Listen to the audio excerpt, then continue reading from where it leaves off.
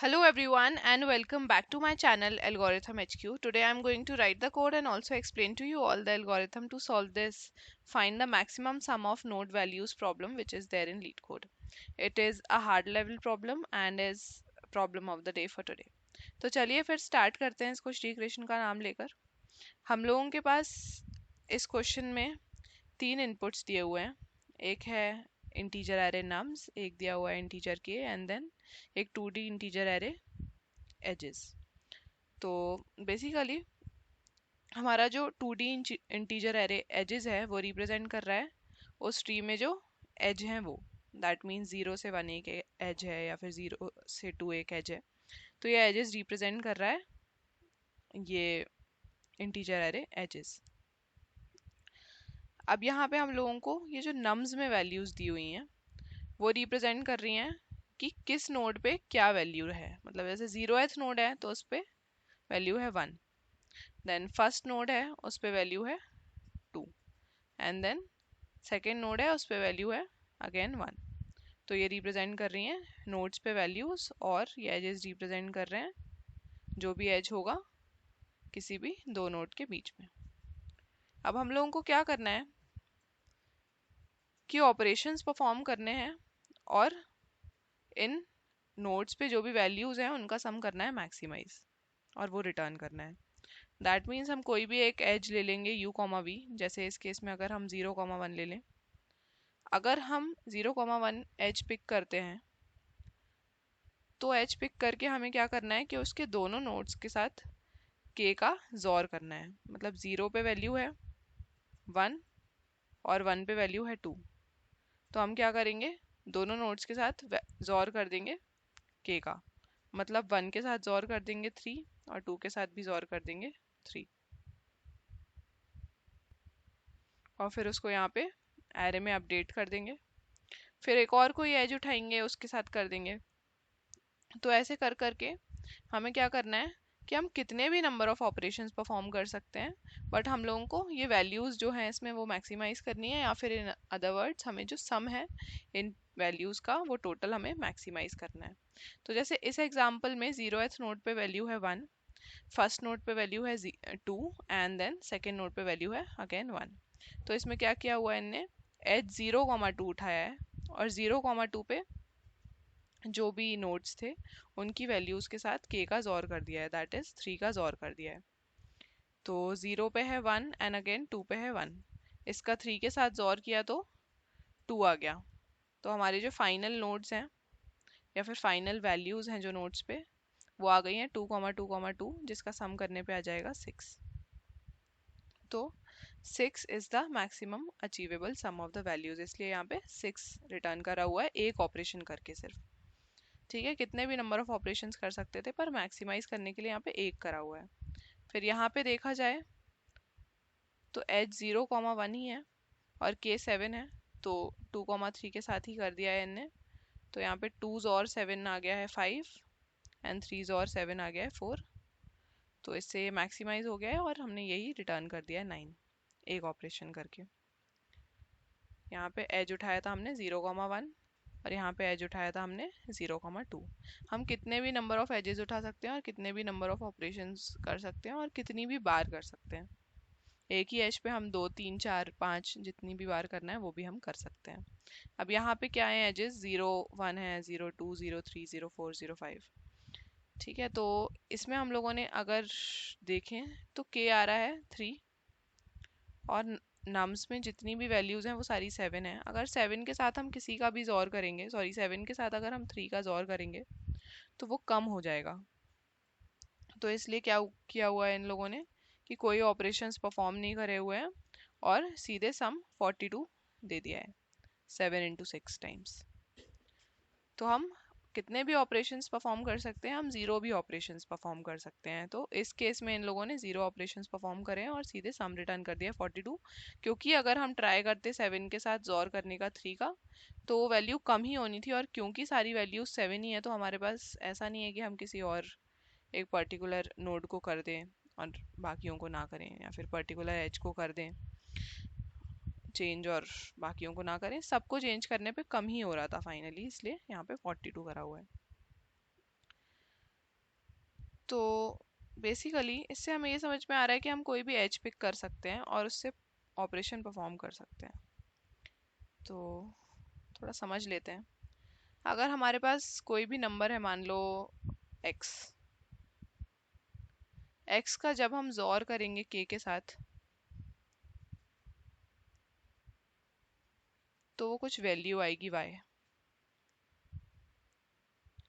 लेकिन अगर हम y का जोर कर दें वापस से k के साथ तो क्या हमें ओरिजिनल वैल्यू x मिल जाएगी? ये हम कर क्या रहे हैं एक्चुअली, x जोर k जो कि y था और y जोर k,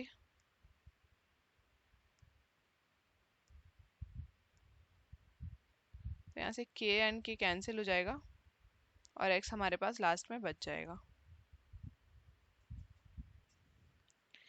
तो अब यहाँ पे अगर हम देखें तो जो ट्री बन रहा है उसमें अगर हम मान लो इन दोनों को जोर करके चेंज कर देते हैं, इस एज को, इस पर्टिकुलर एज को हम अगर जोर करके चेंज कर देते हैं और फिर उसके बाद अगर हम इस एज को चेंज कर देते हैं तो जो फाइनली हमारे पास रिजल्ट आएगा वो ये आएगा कि ये वाला ना 2 बार जोर हो गया। एक बार जब इस एज को कर रहे थे तब और एक बार जब इस एज को कर रहे थे तब। तो ये वाला 2 बार जोर हो गया, मतलब ये तो अपनी ओरिजिनल वैल्यू पे आ गया है वापस, 7 ही है। ये वाला होगा 2 जोर के दैट इज 7 और ये वाला होगा 8 जोर के दैट इज अगेन 7। तो हमने देखा कि हम किन्हीं भी 2 नोट्स को पिक कर सकते हैं और कॉन्जिक्यूटिवली जोर करके हम ये मेक श्योर कर सकते हैं कि सिर्फ उन 2 नोट्स की वैल्यू चेंज हो, जैसे कि हमारे केस में ये वाला नोड और ये वाला नोड, और बीच की वैल्यू सेम ही रहे। सेम क्यों? क्योंकि 2 बार जोर कर देंगे तो वो अपने आप सेम ही हो जाएगी। तो हम किन्हीं भी 2 नोट्स को पिक कर सकते हैं और उनकी वैल्यूज चेंज करके देख सकते हैं कि हमारा जो आंसर है वो इंक्रीज हो रहा है या डिक्रीज हो रहा है। मतलब 2 और 7 की वैल्यू 2 से ज़्यादा आ रही है या फिर कम आ रही है, एंड सेम इज विद 8 की 8 और 7 की वैल्यू ज़्यादा आ रही है या कम आ रही है। तो हम सबसे पहले तो ये देख सकते हैं। अब इतना समझ लिया तो दैट मीन्स हमारी एजेस पे कोई डिपेंडेंसी नहीं है। अनटिल अनलेस हमारा जो ट्री है वो कनेक्टेड है, हमारी एजेस पे कोई भी डिपेंडेंसी नहीं है। हम कोई भी 2 नोड्स उठा सकते हैं और उनके बीच के जो नोड्स आ रहे हैं उनको अगर हम 2 टाइम्स जोर कर देंगे तो वैसे भी उनकी वैल्यू सेम ही हो जाएगी। इसलिए हमारी एजेस पे कोई भी डिपेंडेंसी नहीं है, क्योंकि हमने देखा कि 2 और 8 को चेंज करने के लिए हमारे पास 2 और 8 के बीच में कोई एज नहीं था, फिर भी हमने उसको चेंज कर दिया टॉगल करके 7 को 2 बार। तो हमारी एजेस पे कोई भी डिपेंडेंसी नहीं है। अब हमें ये देखना है कि इस ग्राफ में जितनी भी वैल्यूज हैं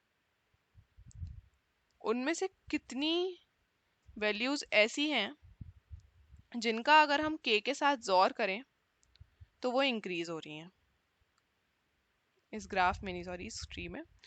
तो अगर हमारे पास वो वैल्यूज आ रही हैं इवन, दैट मीन्स हम दो नोट्स की ऐसी पेयर बनाएंगे और सेम जैसे अभी हमने टॉगल करके इन दोनों को चेंज किया था 2 और 8 को, वैसे ही सारे नोट्स को वो 2 के पेयर में हम चेंज करके और मैक्सिमाइज कर देंगे सम को। लेकिन अगर वो वैल्यूज आ रही हैं ऑड, मतलब मान लो अगर हमारे पास 3 ऐसे नोड्स हैं जिनका k के साथ जोर करने पे मैक्सिमाइज हो रहा है सम, तो उनमें से 2 को तो हम ऐसे बना देंगे कि हाँ चलो 2 को टॉगल कर दिया कॉन्जिक्यूटिव एजेस को चेंज करके, तो 2 को तो कर दिया पर 1 बच गया है, तो या तो हमें उस 1 को हटाना पड़ेगा, है ना। मान लो अगर यहाँ पे 7 की जगह 1 होता, तो हमारे पास तीन ऐसे नोड्स आ गए जिनके साथ जोर करने पे 7 का इंक्रीज हो रही है वैल्यू। 1 के साथ जोर करेंगे तो 6 आ जाएगा, फिर 8 के साथ भी इंक्रीज होगा, 2 के साथ भी इंक्रीज ही होगा। बस ये दो 7 ऐसे हैं जिनके साथ नहीं होगा। तो 2 और 7 का अगर हम इस एज का कर दें और इस एज का अगेन कर दें जोर, तो 2 और 8 का तो जोर हो जाएगा, 7 के साथ वैल्यू इंक्रीज हो जाएगी, पर 1 बच जाएगा। तो 1 को करने के लिए अगर हम फिर से 7 के साथ कर दें और फिर अगर इस एज को फिर से कर दें 7 को 7 बनाने के लिए वापस, तो ये 2 चेंज हो जाएगा। तो इन एनी केस हम इवन अगर नंबर ऑफ नोड्स होंगे जिसकी वैल्यू इंक्रीज कर रही होगी जोर करने के बाद, तो हम क्या कर सकते हैं, वही सेम आंसर रिटर्न कर सकते हैं। लेकिन अगर ऑड नंबर ऑफ नोड्स ऐसे आ रहे हैं जिनके साथ जोर करने पे के की वैल्यू जिनके साथ जोर करने पे फाइनल वैल्यू इंक्रीज कर रही है, फाइनल सम मैक्सिमाइज हो रहा है, तो हम क्या करेंगे कि हम दो ऐसे नोड्स पिक करेंगे जिनके साथ हमें ज़्यादा प्रॉफिट मिल रहा है। अगर हम 2 के साथ करें, अगर 2 के साथ हम जोर करते हैं 7 का, तो हमारी वैल्यू आ जाएगी 5। 8 के साथ जोर करते हैं हम, तो हमारी आ जाएगी वैल्यू 15। और 1 के साथ जोर करते हैं तो हमारी वैल्यू आ जाएगी 6। तो हमें मैक्सिमम प्रॉफिट कहाँ मिल रहा है, एक तो 88 को 15 बनाने में और एक 1 को 6 बनाने में। इसमें हमें प्रॉफिट मिल रहा है 5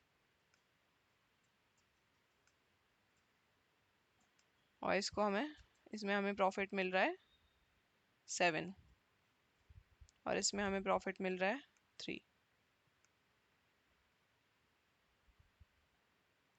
तो हम क्या करेंगे कि इन तीनों में जो मैक्सिमम प्रॉफिट है उसको तो कंसीडर करेंगे ही करेंगे, पर जो हमारी वैल्यू आ रही है यहाँ पे, जैसे यहाँ पे 8 है, यहाँ पे 1 है, यहाँ पे 2 है, जो हमारी वैल्यू आ रही है उसको हम सभी को चेंज करके भी ये भी देखेंगे कि हमारा मिनिमम लॉस कितना आ रहा है। ठीक है, जैसे अभी तो अगर हम देखें तो हमारा 1 6 बन जाएगा, 8 15 बन जाएगा, तो हमारी जो वैल्यू है वो मैक्सिमाइज हो जाएगी इन दोनों को कंसिडर करके, है ना। मतलब ये वाले एज को हम करेंगे और एक ये वाले एज को करेंगे, इसको कंसिडर नहीं करेंगे 2 को। एक ये तरीका हो सकता है मैक्सिमाइज करने का, और एक ये भी तरीका हो सकता है कि हम इन तीनों को जोर कर दें, मतलब 2 को 1 को और 8 को, और उसके बाद जो लॉस हो रहा था उसकी वजह से वो भी बियर कर लें। या तो सिर्फ इन दोनों को ही हम करें जोर, इवन को, है ना, स्मॉलेस्ट प्रॉफिट को हटा दें, या तो फिर हम स्मॉलेस्ट लॉस को कंसिडर करके इसको भी जोर कर लें। अगर इसको भी जोर किया सेकंड वाले को, तो हमारा लॉस किस में आएगा, या तो इसमें आएगा इस 7 में, या तो इस 7 में आएगा।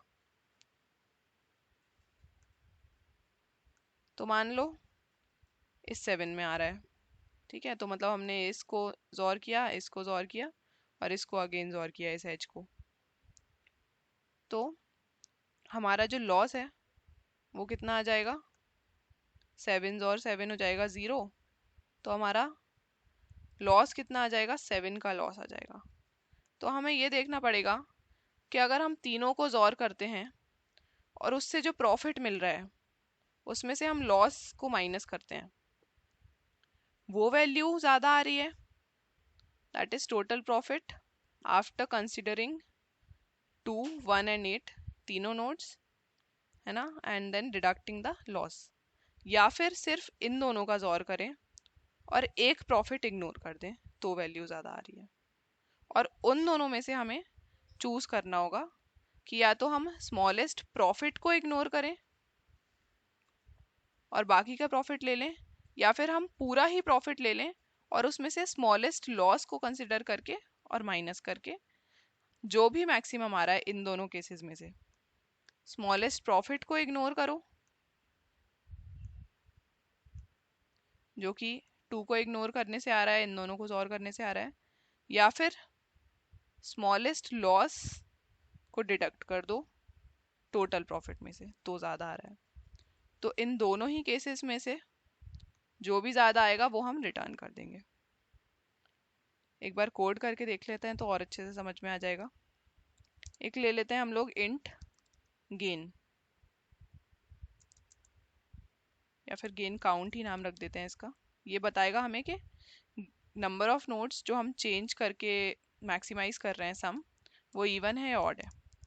एक ले लेते हैं स्मॉलेस्ट प्रॉफिट, ताकि अगर ऑड आए गेन काउंट तो हम इस प्रॉफिट को ही इग्नोर कर दें और बाकी का प्रॉफिट कंसीडर कर लें। इसका इनिशियलाइज कर देते हैं इसको इंटीजर डॉट मैक्स वैल्यू से। और एक ले लेते हैं हमारा smallest loss, integer dot max value. अब क्या करेंगे, हम एक इंटीजर सम भी मेंटेन करेंगे, जो क्या होगा, पूरे ट्री का sum after doing all the operations. ठीक है, और सम में हम या तो ओरिजिनल वैल्यू ऐड करेंगे या तो वो वैल्यू ऐड करेंगे जो कि जोर करने के बाद इंक्रीज हुई है। डिक्रीज वाली हम नहीं करेंगे ऐड, हम सिर्फ प्रॉफिट ही कंसीडर करेंगे। तो सम को इनिशियली 0 ले लेते हैं। अब सारे एलिमेंट्स पे हम आइटरेट करेंगे नम्स के। अब गेन निकालते हैं कि गेन कितना होगा अगर हम जोर करते हैं आई का के के साथ। तो गेन कितना आएगा, आई जोर के माइनस आई। अगर गेन है हमारा positive, if gain is greater than 0, तो हम क्या करेंगे, सम में ऐड कर देंगे जो बाद में वैल्यू बन रही है, that is gain plus I. Gain count increase कर देंगे, गेन काउंट प्लस प्लस, और स्मॉलेस्ट प्रॉफिट को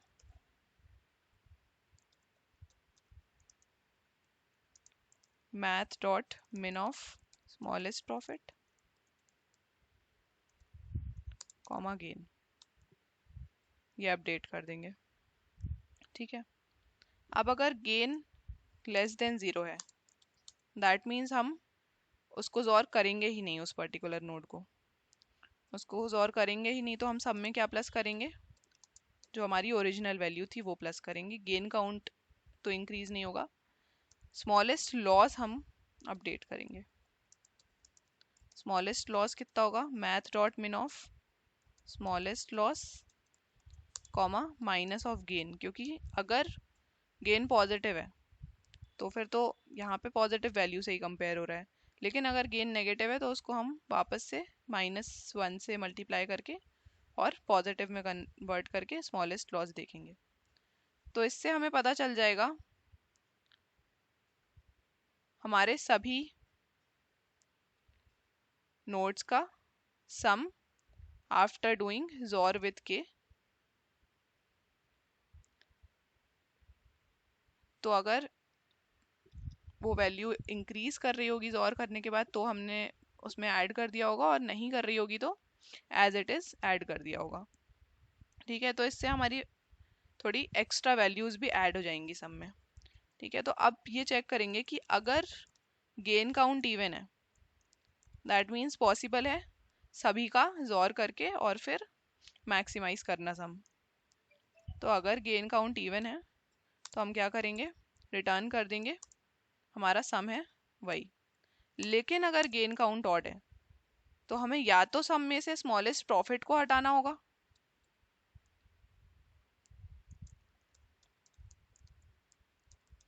अगर वो कम है तो, और या तो हमें स्मॉलेस्ट लॉस को हटाना होगा।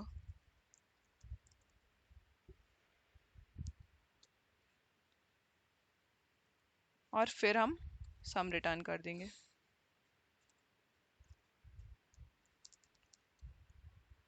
जैसे हमने यहाँ पे डिसाइड किया था कि या तो स्मॉलेस्ट प्रॉफिट को हटाएंगे, स्मॉलेस्ट प्रॉफिट को हटा के क्या होगा कि जैसे अगर 2 की जगह हमने 5 ऐड किया था, 2 और 7 करके, तो स्मॉलेस्ट प्रॉफिट 3 आ रहा था, तो हम 3 को माइनस कर देंगे तो ये 2 एज इट इज मतलब 2 की तरह ही ऐड होगा, 5 माइनस 3 होके ऐड हो जाएगा। स्मॉलेस्ट प्रॉफिट को हटाने का ये मतलब है। और स्मॉलेस्ट लॉस को हटाने का क्या मतलब है कि हमने 7 को एज इट इज ऐड कर लिया था, लेकिन अगर हम जोर करते के साथ तो उसकी वैल्यू आती 0। तो स्मॉलेस्ट लॉस दैट इज 7 को हटाने का क्या मतलब है कि जो हमने पहले 7 ऐड किया था वो हमने वापस से हटा दिया है और उसको एज 0 ऐड किया है। तो या तो हम 7 हटाएं या तो हम 3 हटाएं जो कि स्मॉलेस्ट लॉस है। तो हम ऑब्वियसली इस केस में तो 3 ही हटाएंगे और रिटर्न कर देंगे। तो इसको ऐसे लिखने की जगह हम ऐसे भी लिख सकते हैं कि अगर ये गेन काउंट ऑड है तो हम ये परफॉर्म करेंगे और नहीं तो नहीं करेंगे। और यहाँ पे लास्ट में सम रिटर्न कर देंगे। अब एक बार फटाफट से रन करके देख लेते हैं। ओके, यहाँ पे सम इंट नहीं रहेगा, लॉन्ग रहेगा, इसलिए ये इस केस में प्रॉब्लम आ रही है। रन करके देख लेते हैं। Okay, sample test cases pass हो रहे हैं। अब सबमिट करके देख लेते हैं। और कोड सक्सेसफुली सबमिट भी हो गया है। बट जाने से पहले please don't forget to like the video and subscribe to my channel. Also please do tell me my improvement points in the comment section. That's it for the video. Radhe Radhe.